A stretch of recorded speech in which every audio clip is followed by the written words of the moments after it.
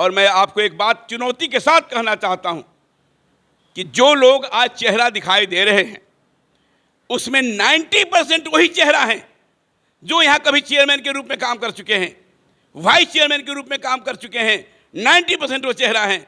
वो चेहरे कहाँ थे? उन्होंने अपने कार्यकाल में क्यों नहीं किया? मैंने तो करके दिखाने का प्रयास किया है। इसलिए मैं लोगों से दावे के साथ कहता हूं कि मैंने किया है, मैंने परीक्षा दिया है, मैंने परीक्षा में पास किया है। अगर आपके शब्दों में, तो नौकरी मुझे मिलनी चाहिए।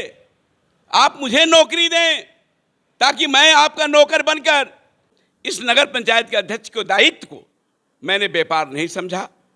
और नगर पंचायत यहाँ की अमानत है, यहाँ की जनता की अमानत है, वो कोई निजी चीज़ नहीं है। आज नगर प्रसाद का कार्यालय 1 करोड़ से अधिक का मैंने बनवाया है अपने कार्यकाल में। उसके शिलान्यास और उसके उद्घाटन में मेरा नाम अंकित है। मैं रहूं ना रहूं, लेकिन आदमी, नगर परिषद कार्यालय ने सरकार को रिपोर्ट किया है कि यहाँ ओडीएफ कर दिया गया शौचालय में। ओडीएफ का मतलब है कि एक भी आदमी का घर यहाँ शौचालय भी नहीं है। लेकिन हैरत की बात है कि अभी भी जब कभी मुझे दिखाई देता है कि साहब शौचालय के लिए लोग बाहर जाते हैं, ये ओडीएफ की झूठी रिपोर्ट दी गई है। ये जो शहरी आवास योजना बनाई गई है, मैं आपको बताना चाहता हूं कि इसमें एक परसेंटेज तय है कि अल्पसंख्यकों के लिए एक परसेंटेज है, महिलाओं की।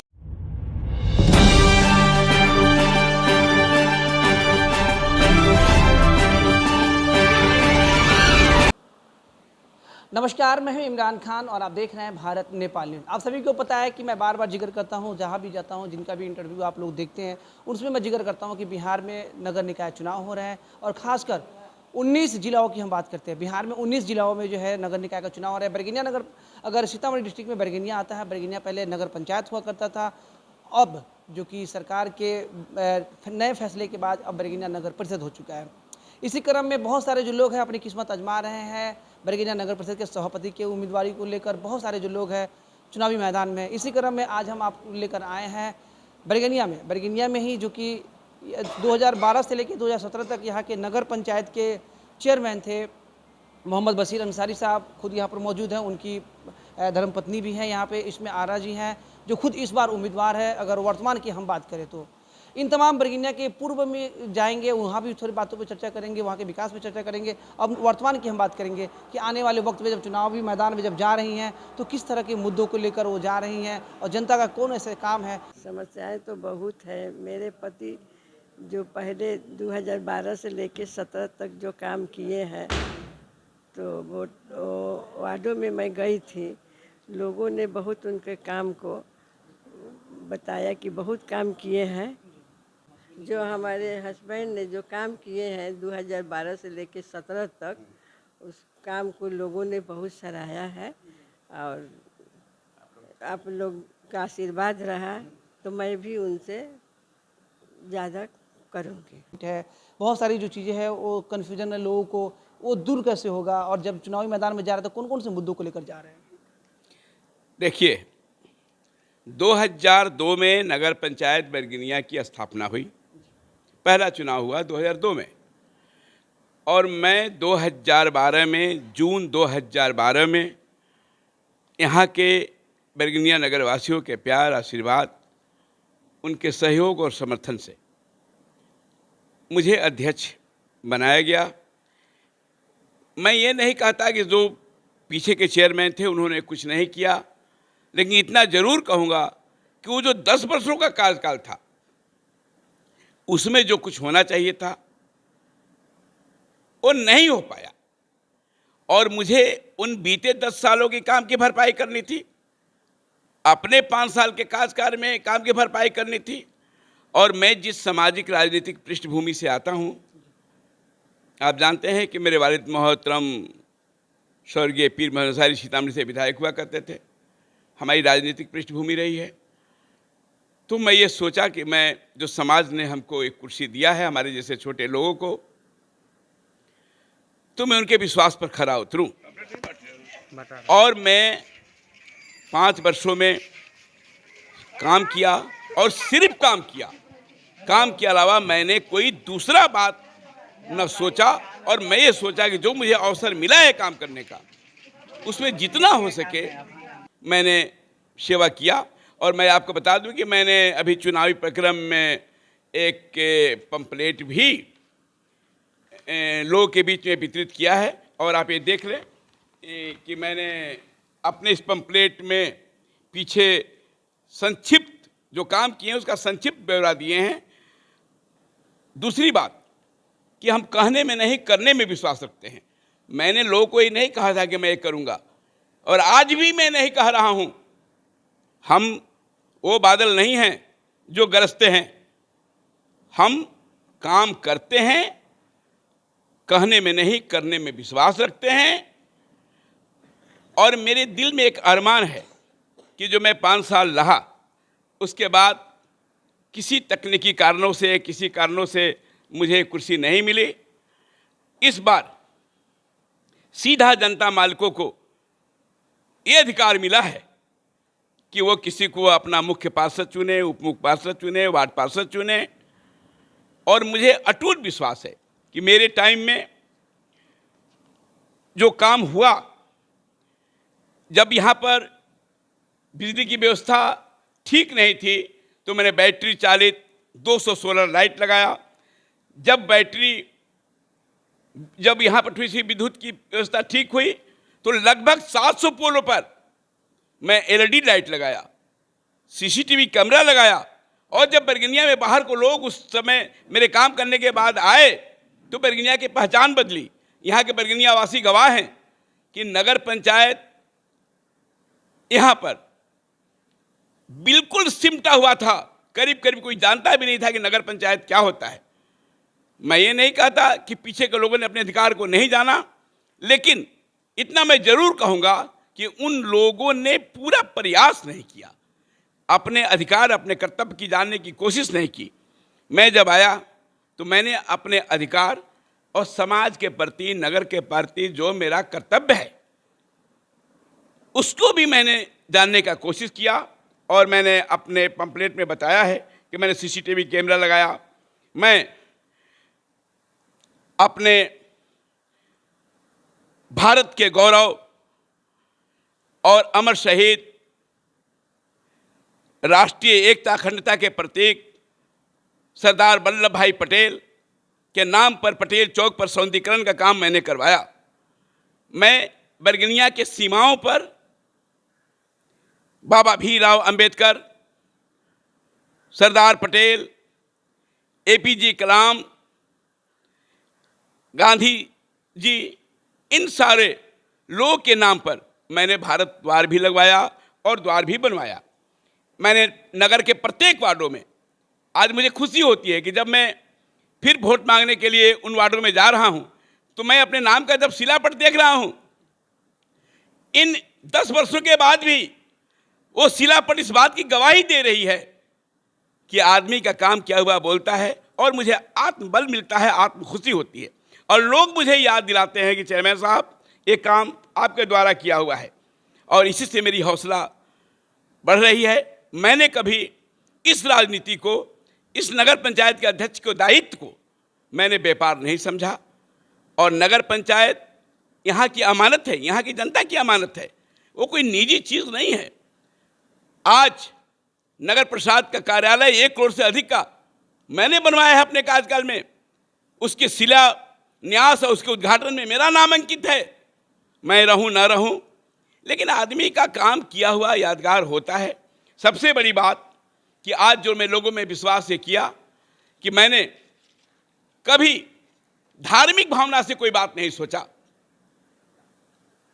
चूंकि मेरे पिताजी की पहचान मेरी पहचान थी। आपको मैं बता दूं कि सौहार्दपूर्ण और सामाजिक वातावरण में सराहनीय भूमिका के लिए 4 बार मुझे जिला प्रशासन से पुरस्कार भी मिला है।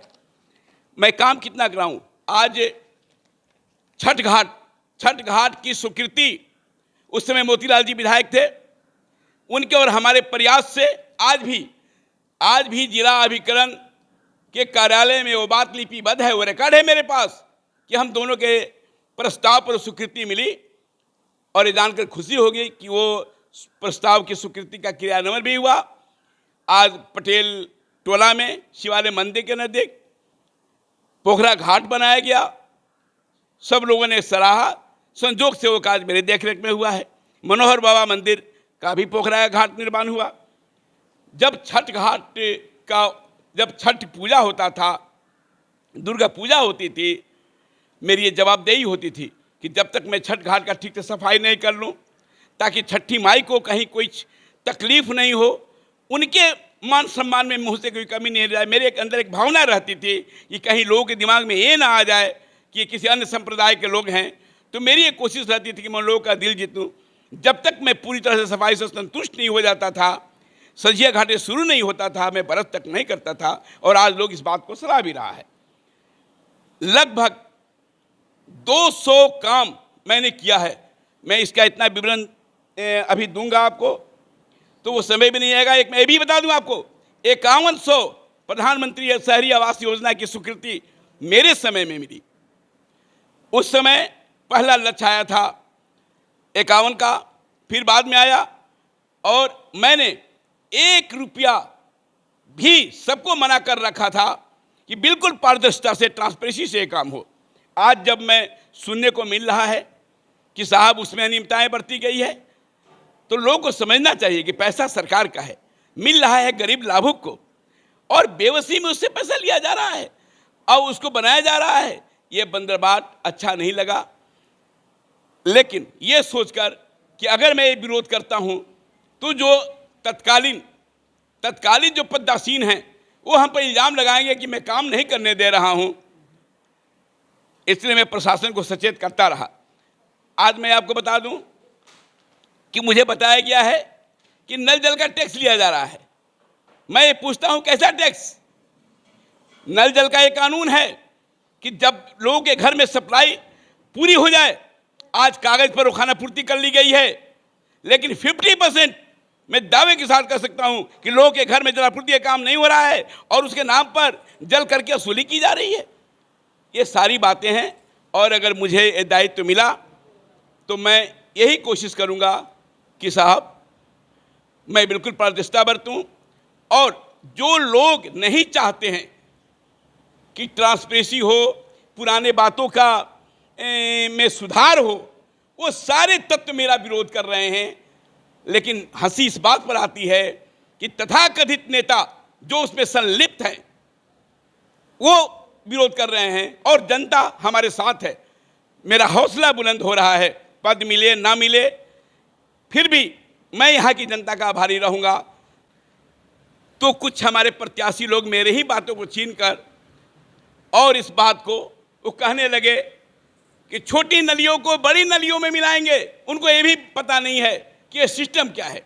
ये सीवरेज सिस्टम, ये ड्रेनेज सिस्टम जो मेरे काल में स्वीकृति हुआ और बाद में 4.25 करोड़ रुपया वापस हुआ इन लोगों के चलते, क्योंकि उसका टेंडर वहाँ से होना था, इसलिए कोई रुचि नहीं दिखाया। मेरी योजना थी कि हम ऐसा इसका मास्टर प्लानिंग करके उस ड्रेनेज सिस्टम का करें कि एक का पानी वो अशोकी वार्ड नंबर 8 का नहर है, एक साइड का पानी मैं उसमें गिरा दूं, एक पाइट का वो जो राजकिशोर जी के चिमनी के आरंग नहर है उसमें गिरा दूं, एक उधर का मैं लाल बगिया में गिराऊं, और छोटी छोटी नलियों को उस बड़ी नलियों में मिला दूं, ताकि जो जल जमाव की स्थिति होती है जो बरसात में होता है उसमें कोई दिक्कत नहीं हो। दूसरी मेरे मन में बहुत योजना थी, सोलर प्लांट। मैं चाहता था कि नगर परिषद की ओर तरफ से सोलर प्लांट लगे और लोगों को सस्ता और सुलभ बिजली उपलब्ध कराया जाए। ये सारी योजनाएं जो मुझसे हो सकेगी। खेल मैदान बनाने की बात है, बच्चों के लिए चिल्ड्रन पार्क बनाने की बात है, महिलाओं के लिए पार्क बनाने की बात है। मैं आपको ये भी जानकारी दे दूं कि मेरे टाइम में एक दूसरे विभाग से, एलयू विभाग से वृद्धाश्रम भी यहाँ बनाया। क्या लोगों को पता है? वृद्धाश्रम भी ब्लॉक के प्रखंड के नज़दीक बिसरा वृद्धाश्रम बना। अगर मुझे जिम्मेवारी मिलती है तो मैं उस वृद्धाश्रम को नगर परिषद में शामिल करवाकर और उसका इतना अच्छा सौंदर्यीकरण कराऊंगा कि यहाँ के बुजुर्गों का, क्योंकि मैं जानता हूँ कि बुजुर्गों की सेवा, महिलाओं की सेवा, हाँ, वो भगवान की सेवा है और हम सेवा करने में ही विश्वास रखते हैं। सबसे बड़ी बात मेरी एक कोशिश होगी कि एक फायर ब्रिगेड का भी मैं यहाँ व्यवस्था करवाऊँ, ताकि अचानक और आकस्मिक व्यवस्था में फायर ब्रिगेड अगर कहीं अचानक कुछ आग लगी की घटना हो जाती है तो सीतामढ़ी से फायर ब्रिगेड आने में परेशानी हो जाती है, देर होती है, जब तक घटनाएं घट जाती है। तो मेरी एक कोशिश होगी कि मैं फायर ब्रिगेड कहीं भी व्यवस्था कराऊं। दूसरी बात यह है कि शहर के सौंदर्यीकरण मेरी पहली प्राथमिकता होगी, अतिक्रमण मुक्ति मेरी पहली प्राथमिकता होगी, चाहे हमको इसके लिए कुछ लोग की नाराज़गी भी करना पड़े। एक हंसी की बात मैं और बताता हूँ कि यहाँ की तकनीकी बातें, चूँकि मैं 5 साल रहा हूँ इसलिए मुझे कुछ अनुभव है। नगर परिषद कार्यालय ने सरकार को रिपोर्ट किया है कि यहाँ ओडीएफ कर दिया गया शौचालय में। ओडीएफ का मतलब है कि एक भी आदमी का घर यहाँ शौचालय भी नहीं है। लेकिन हैरत की बात है कि अभी भी जब कभी मुझे दिखाई देता है कि साहब शौचालय के लिए लोग बाहर जाते हैं, ये ओडीएफ की झूठी रिपोर्ट दी गई है। ये जो शहरी आवास योजना बनाई गई है, मैं आपको बताना चाहता हूँ कि इसमें एक परसेंटेज तय है कि अल्पसंख्यकों के लिए एक परसेंटेज है, महिलाओं के लिए एक परसेंटेज है, लेकिन इस परसेंटेज का ही पालन यहाँ नहीं किया गया है। और यही कारण है कि यहाँ के इस तरह के तत्व, इस तरह के पदाधिकारी जो इसमें शामिल हैं, जो ये जानते हैं कि बशीर साहब को थोड़ी सी इस बातों की जानकारी रहती है, ये अध्ययन करते हैं, इसमें रुचि रखते हैं और मुझको आने नहीं दे रहे हैं और इसके लिए गोलबंद हो रहे हैं।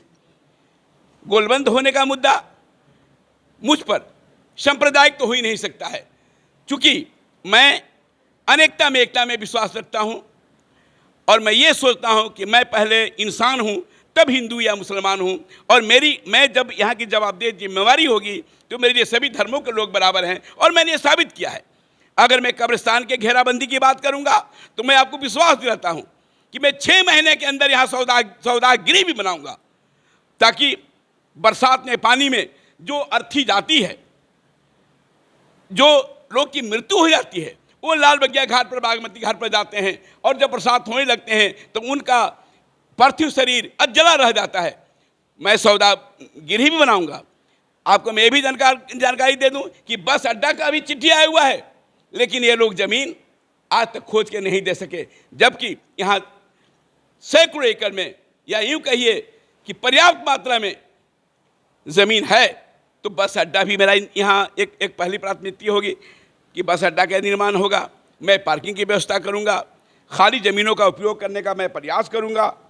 एक चीज़ मैं आपको बीच में रोकना चाहूँगा कि ये बहुत सारे जैसे जो लोग हैं वो ये कहते हैं जो नगर परिषद के अधीन नहीं आता है उन सब चीज़ों को कहते हैं कि मैं उनको दुरुस्त करवाऊंगा, उनको ठीक करवा, जैसे हॉस्पिटल की हम बात कर ले या और भी बहुत सारी ऐसी चीज़ें हैं जिनको वो बात करते हैं, उनको कैसे कर सकते हैं? हैरत की बात होती है, मैं किसी की शिकायत नहीं करना चाहता कि मैं ही एक जानकार हूँ, लेकिन मैं इतना जरूर कहना चाहता हूँ कि लोग हैं नगर परिषद के क्षेत्र में, नगर परिषद के अधिकार क्षेत्र से में जो नहीं है तो वो इस क्षेत्र में रेलवे की बात कर देंगे, हवाई अड्डा की। हमको हंसी आती है कि जो हमारे नगर परिषद के कार्य क्षेत्र में है, आज हॉस्पिटल की देखरेख, हॉस्पिटल की समुचित व्यवस्था, हॉस्पिटल की निगरानी हमारे देखरेख में है, नगर परिषद के कार्य से देख में है। हॉस्पिटल का निर्माण मेरे देखरेख में नहीं है, उसके लिए अलग से स्वास्थ्य मंत्रालय है।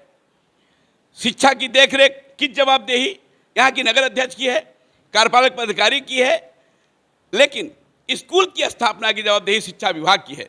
लेकिन कोई बात कह देता है कि मैं अनुमंडल बनाऊंगा। हैरत की बात है, एक नगर के प्रशासन संभालने वाले आदमी अनुमंडल की बात करते हैं। अरे अनुमंडल आप क्यों बनाइएगा, और आपके अधिकार क्षेत्र में है कहाँ? आप ये कहिए कि मैं प्रयास करूंगा, क्योंकि अनुमंडल बनाने का काम सरकार का है। बिहार सरकार उसको नोटिफाइड करेगी कि अनुमंडल बनेगा या नहीं बनेगा। लेकिन लोग बड़े बड़े अनजाने, अनचाहे ख्वाब और झूठी वादा करते हैं। मैं उन झूठी वादा में विश्वास नहीं रखता। एक बात मैं जरूर करूंगा कि हमारी एक बात कोशिश होगी कि हम सबको प्यार देके, सम्मान देके, स्नेह देकर और सांप्रदायिक सौहार्द बनाकर, सामाजिक सौहार्द बनाकर, सबसे मिलजुल कर एक नेता नहीं एक बेटा बनकर, जो हमारी बैरगनिया जन्मभूमि है, मेरी कर्मभूमि रही है। मेरे पिताजी को भी यहाँ का आशीर्वाद मिला और पिताजी मेरे विधायक बने, मुझे भी आशीर्वाद मिला है। मैं इस बैरगनिया का ऋणी हूँ। मैं पद पर रहूँ या न रहूँ, लोगों के दिल में हूँ और मैं बराबर ऋणी रहूँगा। और मैं आपको एक बात चुनौती के साथ कहना चाहता हूँ कि जो लोग आज चेहरा दिखाई दे रहे हैं उसमें 90% वही चेहरा है जो यहाँ कभी चेयरमैन के रूप में काम कर चुके हैं, वाइस चेयरमैन के रूप में काम कर चुके हैं। 90% वो चेहरा हैं। वो चेहरे कहाँ थे? उन्होंने अपने कार्यकाल में क्यों नहीं किया? मैंने तो करके दिखाने का प्रयास किया है। इसलिए मैं लोगों से दावे के साथ कहता हूं कि मैंने किया है, मैंने परीक्षा दिया है, मैंने परीक्षा में पास किया है। अगर आपके शब्दों में, तो नौकरी मुझे मिलनी चाहिए। आप मुझे नौकरी दें ताकि मैं आपका नौकर बनकर अध्यक्ष के रूप में मैं आपका सेवा कर सकूं। और मेरी पत्नी इस्मिया आरा खातून, जो एक सामाजिक और राजनीतिक पृष्ठभूमि से भी आती है, इनके ससुर यानी मेरे वालिद विधायक रह चुके हैं और बरसों बरस से ये बहू के रूप में हैं। एक अध्यक्ष की पत्नी के रूप में इनको सारा माहौल मिला है। तो ये भी हौसला से काम करेंगे और सब लोग के प्यार पाकर, सब लोग का मोहब्बत पाकर ये काम करेंगे। मैं बस यही अपील करना चाहता हूँ आप सबों से, यहाँ के लोगों से, यहाँ के सभी बुजुर्गों से, अपने दोस्तों से, अपने नौजवान बच्चों से, अपने बच्चे बच्चियों से, कि अगर मुझे मौका मिलता है तो मैं ये कोशिश करूँगा कि एक शिक्षा का माहौल, एक स्वास्थ्य का माहौल, एक सफाई का माहौल, एक निर्माण का माहौल, एक रचनात्मक कार्यों का माहौल, जिस तरह से मैंने नगर पंचायत से नगर परिषद को पहचान दिलाया, मैं एक माहौल बनाऊं कि कल हो के मैं इस दुनिया में रहूं या न रहूं, मेरा नाम रहे, मेरे काम की सराहना की जाए, लोग मुझे प्यार से, तरह तरह के लोग मुझे अफवाह करते हैं। मैं झूठा फेसबुकिया नेतागिरी करने में विश्वास नहीं रखता। आपने नहीं देखा कि मैं ज़्यादा प्रचार प्रसार करता हूँ। लोगों के दिल में मैंने अपनी बात रख दिया है, लोगों की नज़रों में मैंने अपना नाम रख दिया है। जो भी लोगों का फैसला होगा सर झुका के मैं उसको मंजूर करूँगा।